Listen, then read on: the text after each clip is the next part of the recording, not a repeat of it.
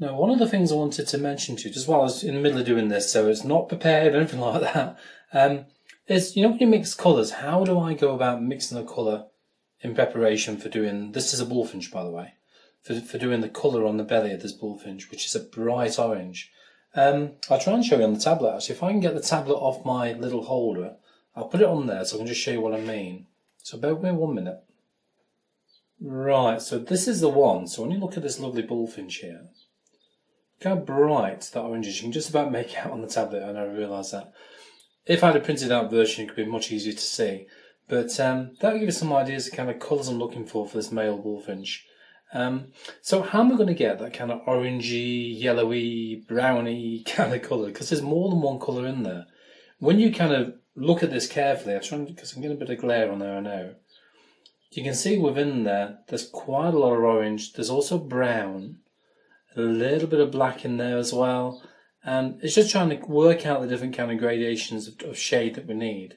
But when you're doing the first wash on a bird, especially of this colour, or any bird really, is what I would recommend you do. Get a pale wash of colour on first, onto the paper, obviously, to try on there. And then, once that's on there, let it dry, and you can work over the top, adding more detail as we go along. So let's get the foundation wash on, and this is how I would kind of assess how to mix the colour. Now, I'm not, as you can see in my palette here, I've got no oranges in there whatsoever. I'm not giving this any thought at all just yet. So I'm going to do this off the cuff and just see how it goes. So bear with me a minute. I'll just put that down the side. I know you can't see it because I need you to see the mixing palette. Now, I'm looking at different colours here. I'm looking at initially just 2 colours. I'm going to go for some of the cadmium orange and a little bit of the Scarlet Lake, I think, for the colours to begin with, just so you know what I'm using. So I can have that in the camera shot as well, I'm afraid. So I don't know if we can get that one in. Just bear with me a minute. You might be able to just see the corner of that there. Right, okay, let's get my old mixing brush first, and also a little bit of water into my palette. And this is what I would do. So the first thing I would do is get some cadmium orange, because that looks quite similar to the colour on the bullfinch. I'll pop that into a little mixing well first of all. And it's kind of working out what colours you want to use. So always test your colours out. Don't try and test them on the paper first. Test them on some scrap watercolour paper. If you've got an old painting that you want to throw in the bin, it's best not to throw old ones away unless you really need to.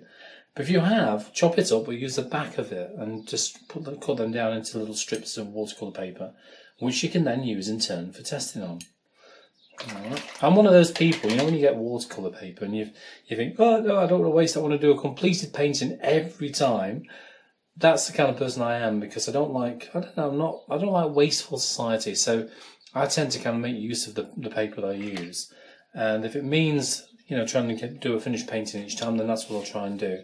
But if it doesn't work out, and that's when I use it for scrap. So mentioning scrap, there's a little bit of scrap paper we've got here. So that's the first colour. And I'm going to go, I'm looking at the colours within the photo on here. And I think looking at that, maybe a little bit of red added to this orange.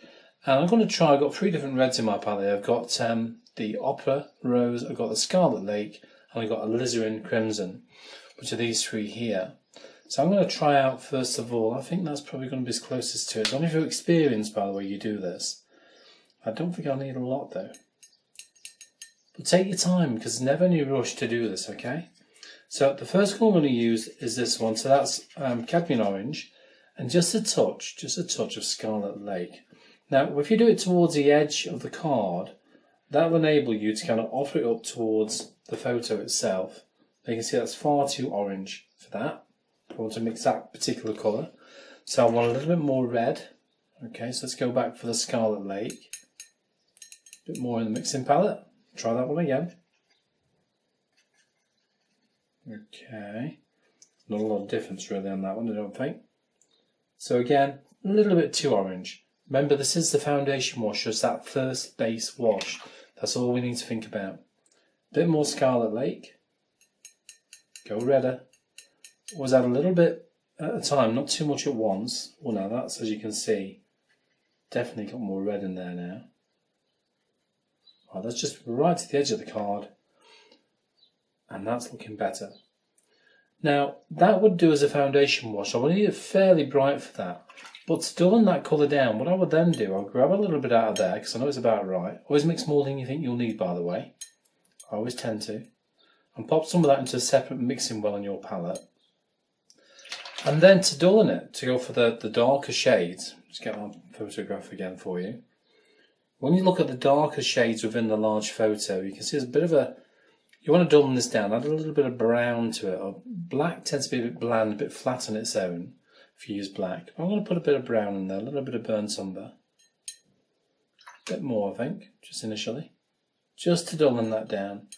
Then that will probably do as the darker shades in between. So if I add that one in there, right to the edge if you want to. So then you can compare that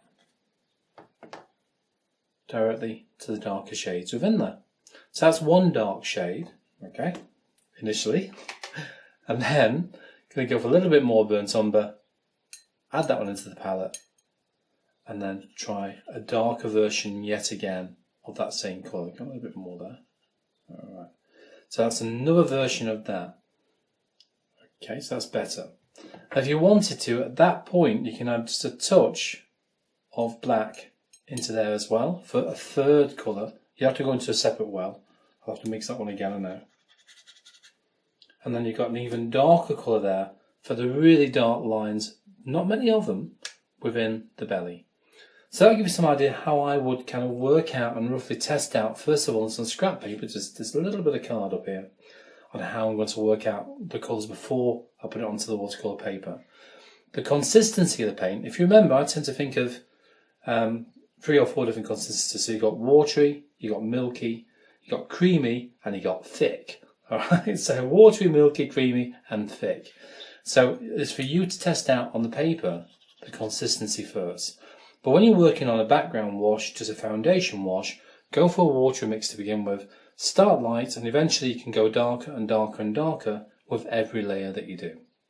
So there you go. I'm going to crack on with this bullfinch now, just an off-the-cuff video, just while I'm in the middle of doing a painting. And I'll talk to you all again very soon. Any comments, please stick them down below. I would love to see them. Talk to you soon. Bye-bye for now.